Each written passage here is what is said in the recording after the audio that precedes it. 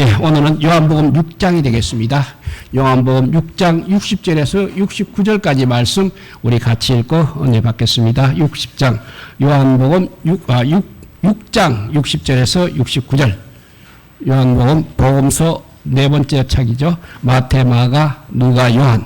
요한복음 6장 60절에서 69절까지 말씀 우리 다 찾으시기 바랍니다. 그리고 함께 우리 읽도록 하겠습니다. 6장 60절에서 69절 말씀 같이 읽습니다. 제자 중 여럿이 듣고 말하되 이 말씀은 어렵도다. 누가 들을 수 있느냐 한데 예수께서 스스로 제자들이 이 말씀에 대하여 수군거린 줄 아시고 이러시되 이 말이 너희에게 걸림이 되느냐. 그러면 너희는 인자가 이전에 있던 곳으로 올라가는 것을 본다면 어떻게 하겠느냐. 살리는 것은 영이니 유견무익하니라. 내가 너희에게 이른 말은 영이요 생명이라. 그러나 너희 중에 믿지 아니하는 자들이 있느니라 하시니 이는 예수께서 믿지 아니한 자들이 누구며 자기를 팔자가 누구인지 처음부터 아심이로라. 또 이러시되 그러므로 전에 너희에게 말하기를 내 아버지께서 오게 하여 주지 아니하시면 누구든지 내게 올 수 없다 하였노라 하시니라. 그때부터 그의 제자 중에서 많은 사람이 떠나가고 다시 그와 함께 다니지 아니하더라. 예수께서 12 제자에게 이르시되 너희도 가려느냐. 시몬 베드로가 대답하되 주여 영생의 말씀이 주께 있사오니 우리가 누구에게로 가오리까. 우리가 주는 하나님의 거룩하신 자이신 줄 믿고 알았사옵나이다. 아멘. 예, 우리 같은 교회를 다녀도 사람마다 믿음의 성향이 다른 이유가 있을 것입니다. 아마 그 이유가 여러 가지이지만 그 중에 하나가 바로 관점이 다르기 때문이라고 할 수 있겠습니다. 오늘 본문 읽다 보면 대조되는 두 그룹의 사람들을 우리가 만나게 됩니다. 첫째, 인간적인 반응을 하는 사람이 있는가 하면 영적인 반응을 하는 사람이 있는 것입니다. 그 반응의 결과는 너무나 다른 것입니다. 사람이 인간미가 있는 것은 좋은 일입니다. 그렇지만 신앙생활을 하는 데 있어서 너무 인간적인 것은 좋지 않을 수도 있다는 것입니다. 요한복음 6장에서 우리가 몇 가지 사례를 발견하게 됩니다. 첫 번째, 인간적인 관점으로 바라보며 수군거리는 사람들이 있습니다. 오늘 읽지는 않았지만 요한복음 앞에 6장 41절 42절 말씀입니다. 요한복음 6장 41절 42절 보면 자기가 하늘에서 내려온 떡이라 하심으로 유대인들이 예수에 대하여 수군거려 이르되 이는 요셉의 아들 예수가 아니냐. 그 부모를 우리가 아는데 자기가 지금 어찌하여 하늘에서 내려왔다 하느냐 했습니다. 예수님의 말씀에 대해서 너무 인간적인 관점으로만 보고 이렇게 해석하고 있는 것입니다. 유대인들이 수군거렸습니다. 예수님이 중요한 말씀을 하시는데 아멘 하지 않고 수군거렸다는 것입니다. 이렇다면 무슨 말이야? 말 같지도 않은 말을 하네. 아마 이런 식으로 마음으로부터 거부하기 시작했을 것입니다. 그러니까 받아들이기보다는 오히려 수군거린 것이라고 말하고 있습니다. 요셉의 아들 예수가 아니냐 했습니다. 그들의 눈에는 예수님이 그냥 요셉의 아들 예수로만 보였던 것입니다. 아니, 요셉의 아들 예수라고만 보고 싶었는지도 모르겠습니다. 그러니까 예수님을 메시아로 보지 않았다는 말씀이 되겠습니다. 하나님께서 보내신 분으로 전혀 인정하고 싶지 않았다는 것입니다. 그렇다고 또 모른 척 할 수도 없으니까 요셉의 아들 예수가 아니냐 하며 그래도 아는 척은 했습니다. 그런 네가 틀린 것은 아닙니다. 그런데 지금은 메시아로 사역하고 계십니다. 너무 그렇게 인간적으로만 바라본 것입니다. 우리가 그의 부모를 아는데 하면서 친분을 강조하다가 영적인 은혜를 놓쳐버리는 모습이라 할 수 있는 것입니다. 예수님을 보면서 그의 부모 이야기를 꺼냈습니다. 과거 이야기를 꺼내었습니다. 우리가 그 부모를 알고 있는데 자기가 무슨 메시아냐, 이런 반응인 것입니다. 그 부모가 예를 들면 그 부모가 술꾼이어서 그 아빠가 우리 집에서 무슨 살이 했어 내면서 일하는 직원이어서 하는 것과 같은 모습인 것입니다. 자기가 지금 어찌하여 하늘에서 내려왔다 하느냐, 이 말씀을 표준 세변형에는 자기가라는 말 표현 대신에 이 사람이라고 그렇게 표현하고 있습니다. 그러니까 존칭어를 쓰지 않았다는 것입니다. 제3자처럼 말하고 있다는 것입니다. 자기가 그렇게 말했다는 것입니다.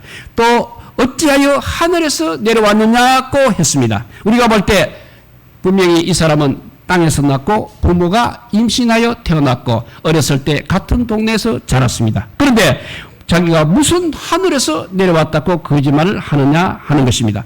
일부는 사실입니다. 그런데 예수님께서는 하늘에서 내려오신 것도 맞는 말씀인 것입니다. 왜냐하면 하나님 아버지께서 보내셨기 때문에 오신 것입니다. 이 수군 그림에 대해서 그 밑에 44절 45절에 이렇게 예수님이 답변하고 있습니다. 나를 보내신 아버지께서 이끌지 아니하시면 아무도 내게 올 수 없으니 오는 그를 내가 마지막 날에 다시 살리리라. 선지자의 글에 그들이 다 하나님의 가르치심을 받으리라. 기록되었은즉 아버지께 듣고 배운 사람마다 내게로 오느니라 했습니다. 이것도 아버지께서 이끌어 주시지 않으면 안 된다는 말씀입니다. 사람이 자기 머리로는 도저히 예수님을 알 수 없는 것입니다. 말씀을 깨달을 수 없는 것입니다. 하나님 아버지께 듣고 배운 사람마다 내게로 온다고 그렇게 말하고 있습니다. 그러니까 이 일이 무엇인지, 이 말씀이 무엇인지, 또 이분 예수님이 어떤 분인지 하나님 아버지께 가르침을 받고 물어봐야 한다는 말씀입니다. 그러다 보니 영적인 관점으로 본 것이 아니라 완전히 철저하게 인간적인 관점으로만 보게 된 것입니다. 그 결과 그 결과 이 사람들의 믿음은 하나님 아버지께서 이끌어 주신 것이 아니라 사람이 이끌고 자기 자신이 이끌고 자기 머리로 그렇게 해석을 받아들이게 된 것이라 할 수 있는 것입니다. 그 뒤에 47절에서 51절을 또 읽어보면 이렇습니다. 진실로 진실로 너희에게 이르노니 믿는 자는 영생을 가졌나니 내가 곧 생명의 떡이니라. 너희 조상들은 광야에서 만나를 먹었어도 죽었거니와 이는 하늘에서 내려오는 떡이니 사람으로 하여금 먹고 죽지 아니하게 하는 것이니라. 나는 하늘에서 내려온 살아있는 떡이니 사람이 이 떡을 먹으면 영생하리라. 내가 줄 떡은 곧 세상의 생명을 위한 내 살이니라 하시니라 했습니다. 너무 정말 안타까운 장면입니다. 예수님께서 이 단순하고 위대한 진리를 전하시는데도 이 쉬운 말씀이 인간적인 관점으로만 가득 차인 유대인들에게는 전혀 귀에 들려오지 않았다는 것입니다. 대개 어떤 사람이 은혜 받고 안 받고는 말씀의 깊이에 있기보다는 받아들이는 사람들의 개인 감정에 달려있는 거가 많다는 것을 볼 수 있습니다.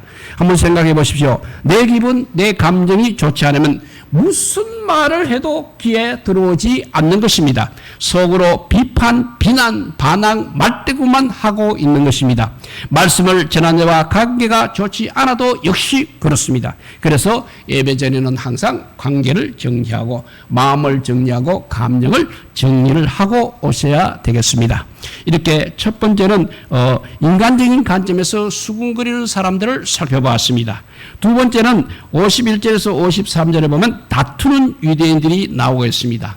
그러면 이 유대인들은 어떻게 대항했습니까? 먼저 51절을 읽어봅니다. 나는 하늘에서 내려온 살아있는 떡이니 사람이 이 떡을 먹으면 영생하리라. 내가 줄 떡은 곧 세상의 생명을 위한 내 살이니라 하시니라 했습니다. 너무나 확실하고 깨닫기 쉬운 말씀입니다. 예수님 자신을 너무나 잘 소개하고 있습니다. 그런데 52절을 보면 이렇습니다. 그러므로 유대인들이 서로 다투어 이르되 이 사람이 어찌 능히 자기 살을 우리에게 주어 먹게 하겠느냐 했습니다. 두 번째 반응은 그야말로 더 심각해졌습니다. 이번에는 서로 다투기 합니다. 논쟁까지 하면서 반발을 하고 있습니다. 예수님을 이렇게 인간적으로만 보니까 하시는 말씀마다 받아들일 수 없는 것입니다. 그러니 갈수록 더 어려워졌습니다. 이 사람이 어찌 능히 자기 살을 우리에게 주어 먹게 하겠느냐 했습니다. 예수님이 생명의 떡이라는 사실이 믿기지 않으니까 십자가에서 죽으신다는 사실은 더 이해되지가 않는 것입니다. 그래서 갈수록 불신이 깊어집니다.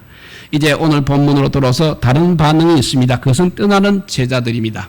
60절에 보니까 제자 중 여럿이 듣고 말하되 이 말씀은 어렵도다. 누가 들을 수 있느냐 한데 했습니다. 일부 제자들은 예수님의 말씀을 받아들이기가 어렵다고 생각을 했습니다. 그래서 61절에 예수님께서 스스로 제자들이 이 말씀에 대하여 수군거린 줄 아시고 이르시되 이 말이 너희에게 권능이 되느냐 하셨습니다.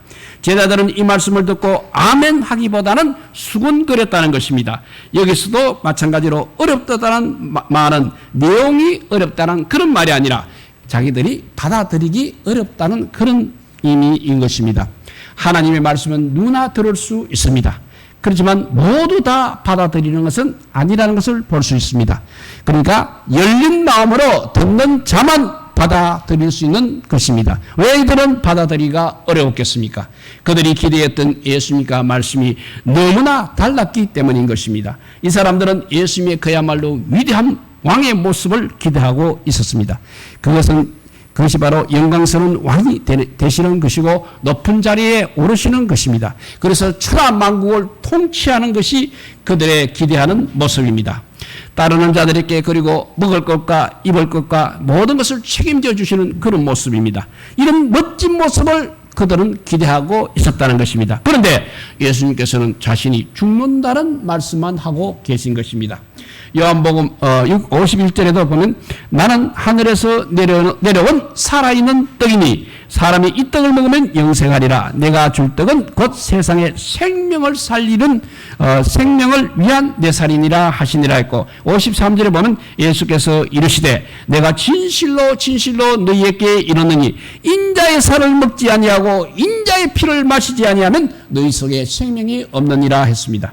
그리고 54절에 가서 내 살을 먹고 내 피를 마시는 자는 영생을 가졌고 마지막 날에 내가 그를 살리니 했습니다.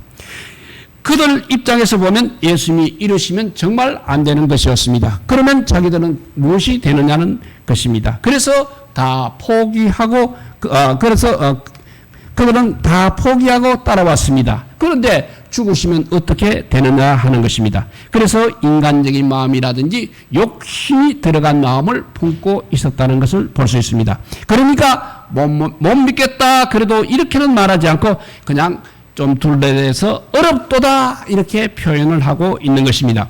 어려운 것이나 받아들이지 못하는 것이나 결국은 같은 말인 것입니다. 우리가 신앙생활할 때 가끔 맞는 이야기인데도 들으면 좋은데도 귀에 거슬리게 듣는 분들이 없지 않아 있는 것입니다. 올바른 이야기도 걸림이 되는 사람들이 있다는 것입니다. 그러면 그런 사람은 믿음이 자라지 않습니다. 이렇게 거슬리게 들었던 사람들은 결국 믿지 않게 되는 것입니다. 64절 말씀입니다. 그러나 너희 중에 믿지 아니하는 자들이 있느니라 하시니 이런 예수께서 믿지 않은 자들이 누구며 자기를 팔자가 누구인지 처음부터 아심이르라 했습니다. 그리고 그들은 바로 짐을 싸서 떠나버렸습니다. 그래서 66절에 그때부터 그의 제자 중에서 많은 사람이 떠나가고 다시 그와 함께 다니지 아니하더라 했습니다. 그러니까 그들은 뒤도 돌아보지 않고 두 번 다시 생각하지도 않았다는 것입니다. 그리고 다시 돌아오지도 않은 것 같습니다. 이들은 무리들이 아니라 제자들이었다는 사실입니다. 제자들이었다고 기록하고 있습니다. 제자들 중에 많이 떠났다는 말씀이 되겠습니다. 그래서 어떤 관점으로 바라보느냐, 또 어떤 기분으로 내가 듣고 있느냐, 어떤 기대를 갖고 듣고 있느냐, 어떤 관계 속에 듣고 있느냐, 말씀을 전한 자와 어떤 관계가 어떠하냐, 이것이 바로 우리 신앙생활에서 매우 중요한 요소가 되는 것입니다. 그러니까 내용 이전의 관계가 중요하다는 것입니다. 영적 지도자와 좋은 관계일 때 믿음은 자라게 되어 있습니다. 그런데 거꾸로 영적인 지도자와 불편한 관계에 이 관계가 되면 믿음이 자라지 않는다는 사실입니다. 하지만 요한복음 6장에는 지금까지와 다른 반응도 있습니다. 예수님께서 떠나는 제자들을 보면서 물으십니다. 67절입니다. 예수께서 12 제자들에게 이르시되 너희도 가려느냐고 했습니다.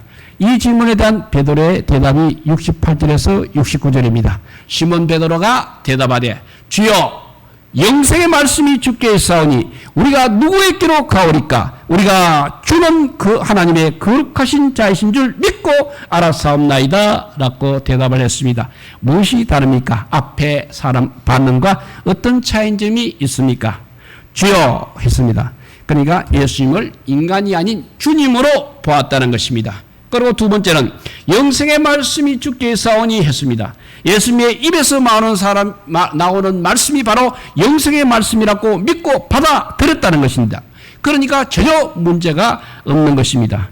또 세 번째, 주는 하나님의 거룩하신 자이신 줄 믿고 알았사옵나이다 라고 했습니다. 그러니까 예수님을 하나님의 거룩하신 자라고 말했습니다. 철저하게 이것은 하나님의 관점, 영적 관점에서 바라보았다는 것입니다. 사실 여기 있는 제자들이나 예수님이나 겉으로 비교할 때 또 육신적으로 볼 때 차이가 별로 없습니다. 똑같은 30대입니다. 똑같은 복장, 똑같은 외모를 지니고 있습니다. 그리고 늘 같이 지내고 있습니다. 먹고 자고 행동하고 있습니다. 그렇지만 이 제자들은 그렇게 가까이 해서도 인간 예수로 아니면 요셉의 아들 예수로 또 목수 예수로만 바라보지 않았다는 것입니다. 오히려 하나님의 거룩하신 자로 믿고 알았다는 것입니다. 이렇게 받아들이니까 그들의 믿음이 자랄 수밖에 없는 것입니다.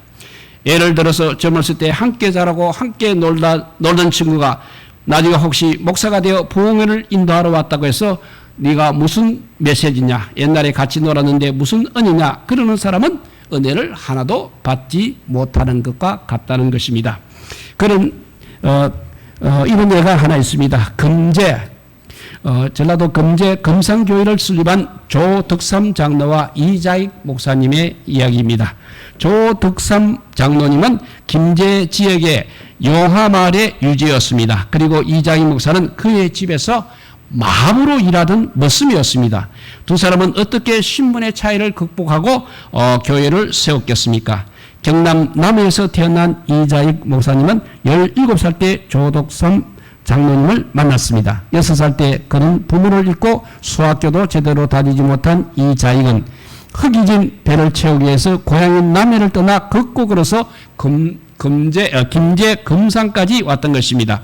첫눈에 이자익의 영특함을 알아본 조덕삼 장로는 그를 마방의 마부로 일하도록 했습니다. 무학의 이자익은 고개 너머로 배운 천자문을 줄줄 외웠습니다. 그 모습을 지켜본 조덕삼 장로님은 비록 자신이 부리는 머슴이지만 아들과 함께 공부할 수 있도록 배려를 했습니다. 신앙생활도 같이 하게 했습니다. 조덕삼과 이자익이 함께 믿음을 키운 지 3년이 지난 1907년 김제 금산교회는 장로 장립 투표를 했습니다. 묘하게도 두 사람이 후보에 올랐습니다. 신분의 양극화가 뚜렷했던 그 시절에 주인과 종이 경쟁한다는 것은 상상도 할 수 없는 일이었습니다. 그런데 투표 결과는 놀라웠습니다. 종인 이자익이 주인을 누르고 장로로 선출된 것입니다. 술먹이는 성도들을 향해서 그래도 조덕삼 이분이 겸손히 이렇게 말했습니다. 우리 금산교회 성도들은 참으로 훌륭한 일을 해내었습니다. 우리 집에서 일하는 이자익 영수, 그때 영수인 것 같습니다. 영수는 저보다 신앙의 열의가 대단합니다. 그를 뽑아주셔서 참으로 감사합니다 라고 했습니다. 그래서 이자익은 이제 장로가 된 뒤 외국 선교사를 대신해서 교회 강단에서 설교를 했습니다. 그때 조덕삼은 교회 바닥에 꿇어앉아 그의 말씀을 들었습니다. 그리고 집에서는 또 거꾸로 이자익이 조덕삼을 주인으로 성실히 섬겼습니다. 조덕삼은 자신의 종을 장로로 섬겼을 뿐만 아니라 그가 이제 평양에서 신학을 공부할 수 있도록 지원도 아끼지 않았습니다. 조덕삼은 그로부터 3년 뒤에 비로소 장로가 되었습니다. 이자익은 또 주인의 배려로 훗날 신학교를 졸업하고 목회자가 되어 1915년 김제 금산교회 이대 목사로 부임했습니다. 당시 조덕삼은 이자익을 담임 목사로 청빙하고자 적극 나섰습니다. 조덕삼은 이자익을 이렇게 정성으로 섬겼고 많은 이들부터 존경을 받았습니다. 이자익 역시 사랑으로 성도를 돌봤습니다. 그래서 교단에서 3번씩이나 총회장을 지닌 한국교회사의 거목으로 이름을 알릴 수 있었던 것입니다. 조덕삼 장모님 입장에서 인간적으로 보면 이 자익은 그야말로 자기 집 머슴이었습니다. 저 무식한 머슴놈이 무슨 설교를 하느냐. 내가 더 잘하겠다. 내가 다 가르쳐주고 배우게 해주었다. 내가 너희끼는 안 듣는다고 이렇게 할 수 있지 않았겠습니까? 그런데 그렇게 인간적으로 보지 않고 하나님의 사람으로 보았다는 것입니다. 저분을 통해 내가 은혜 받는다고 생각하고 지극정성으로 모셨던 것입니다. 그랬더니 본인이 복을 받고 교회가 복을 받고 지역이 복을 받고 자손들이 복을 받았습니다. 그러니까 우리도 예배 시에 말씀을 들을 때 하나님 말씀으로 지금 나에게 주시는 하나님의 말씀으로 듣고 있어야 합니다. 아니면 나를 지금 공격하고 있네, 나를 치네, 전문 지식도 없으면서 자기는 잘하나 하면서 인간적으로 관점으로 듣고 있으면 안 되는 것입니다. 인간적인 아닌 하나님의 사람으로 보아야 할 것입니다. 내가 은혜를 받기 위해 영적으로 성장하기 위해서는 인간적인 요소인 외모라든지 복장이라든지 나이라든지 성격을 자꾸 제거해 나가야 하겠습니다. 예배 때도 신앙생활할 때도 외적인 모습, 인간적인 모습을 제거하시기 바랍니다. 내가 나이도 많은데 더 많은데 세상에 나가면 나도 괜찮은데 나에게 가르치려고 하느냐, 한번 들이받아 볼까 이런 한다든지, 남은 보면 꼭 지적한다든지 이러면 자신이 잘하지 못하는 것입니다. 잘못이 없다는 것은 아닙니다. 잘못도 있고 실수도 있습니다. 적어도 사역에 있어서는 그래도 구분해서 바라보아야 자기에게 유익하다는 것입니다. 그러니까 저분은 하나님의 사람이다, 하나님의 서시고 있다고 들으면 내게 유익하다고 그렇게 생각해야 되는 것입니다. 그러니까 항상 영적인 관점에서 가르침을 받고 해석을 하시기 바랍니다. 사람 말에 나 자신에게 휘둘리지 말자 생각하고 무슨 말을 하면 하나님이 나를 깨닫게 하시는구나, 하나님이 나의 이 부분을 다루시는구나 하고 받아들여야 합니다. 이렇게 하시는 하나님의 뜻이 무엇인지 묻고 인간적으로 해석하거나 받아들이지 않으시기를 바랍니다. 이제 말씀을 한번 정리해 봅니다. 첫째, 교회는 영적인 공동체입니다. 그래서 신앙생활을 할 때 인간적인 요소가 들어가지 않도록 계속 제거하는 연습을 하시기 바랍니다.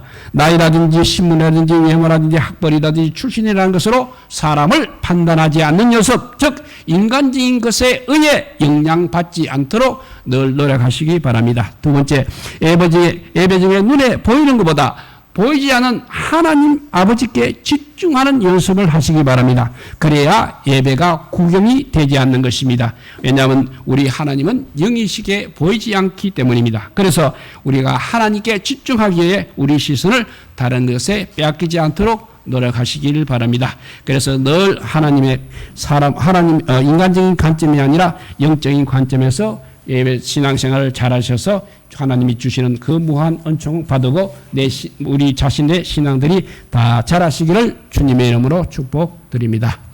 기도하겠습니다. 사랑의 하나님 감사합니다. 오늘도 아버지 세상일 아버지 다 버리고 아버지 주님 앞에 올라왔습니다. 또 오전 예배 드리고